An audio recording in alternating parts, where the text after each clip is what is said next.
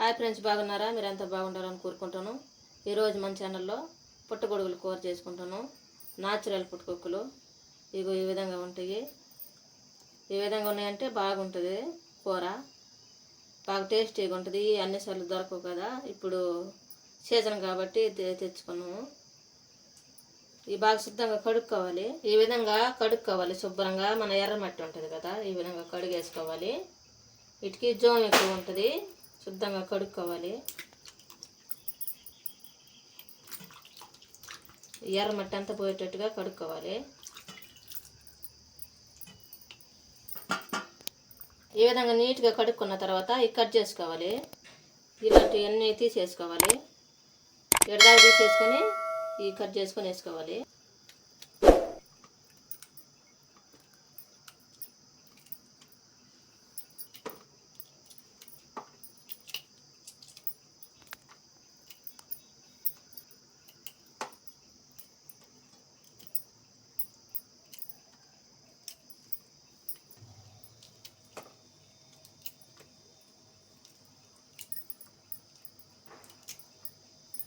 అన్నీ ఈ విధంగా కట్ చేసుకోవాలి. కట్ చేసిన తర్వాత చూపిస్తాను.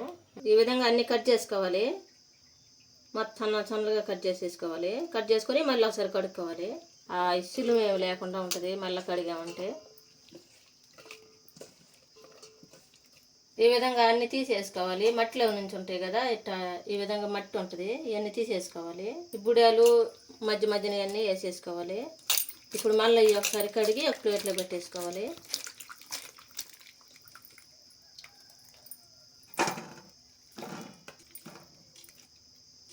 మనము ఈ పుట్టకొక్కల కూర కోసం ముందుగా స్టవ్ వెలిగించుకొని పెద్ద గిన్నె పెట్టుకోవాలి.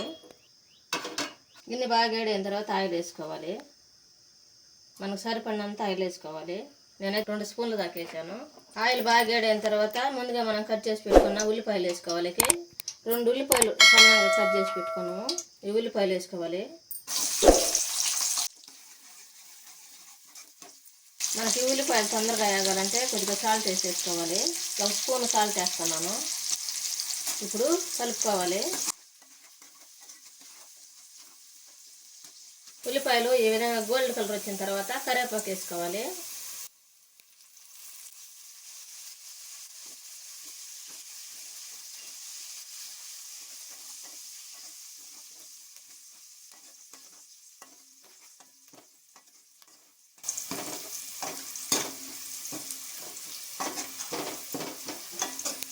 ఈ విధంగా కరివేపాకు బాగా వేగిన తర్వాత ముందుగా కట్ చేసి పెట్టుకున్న టమాటాలు ఒక 4 టమాటాలు వేసుకుంటాను.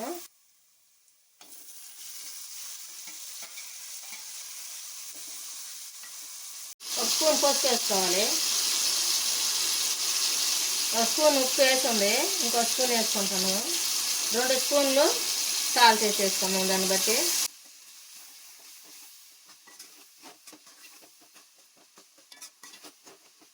మనం ఉప్పు వేసామంటే బాగా తొందరగా టమాటాలు అవన్నీ ఉడికిపోతాయి.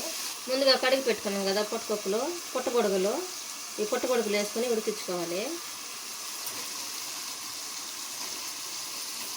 మా ఛానల్ కొత్తగా చూసేటట్టుగా అయితే ముందుగా సబ్స్క్రైబ్ చేసుకోండి, లైక్ కొట్టండి.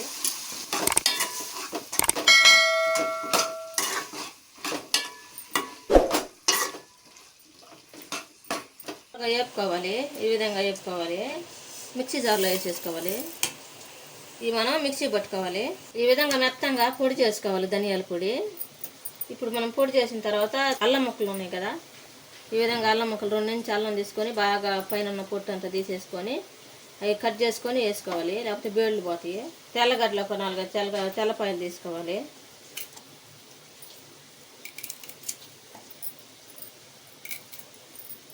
ఇవి కూడా మెత్తంగా పేస్ట్ లాగా చేసుకోవాలి. ఈ విధంగా పొడిగా చేసుకోవాలి మసాలా. ఈ విధంగా మెత్తంగా కూర మూత పెట్టి ఉడికిస్తున్నాం కదా, మూత తెచ్చొద్దాం.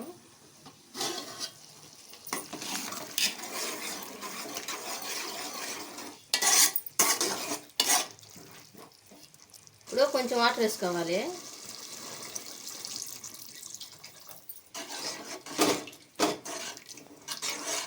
ఇప్పుడు మూత పెట్టి ఉడికించుకోవాలి. మళ్ళా మూత తీసాం కదా, ఈ విధంగా పొంగు వచ్చేటప్పుడు కారం వేసుకోవాలి. మన పైసకి తగ్గట్టుగా కారం వేసుకోవాలి. నేనైతే 1 స్పూన్ వేసేసాను.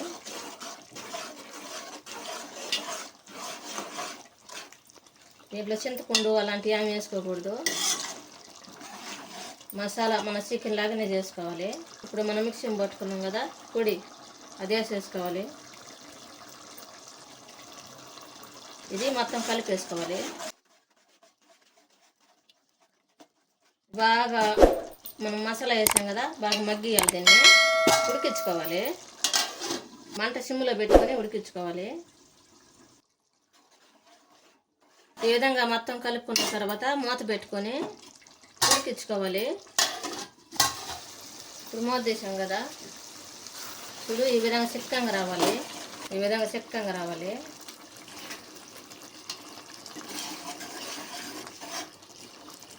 ఇప్పుడు స్టవ్ ఆపేసుకున్నాము.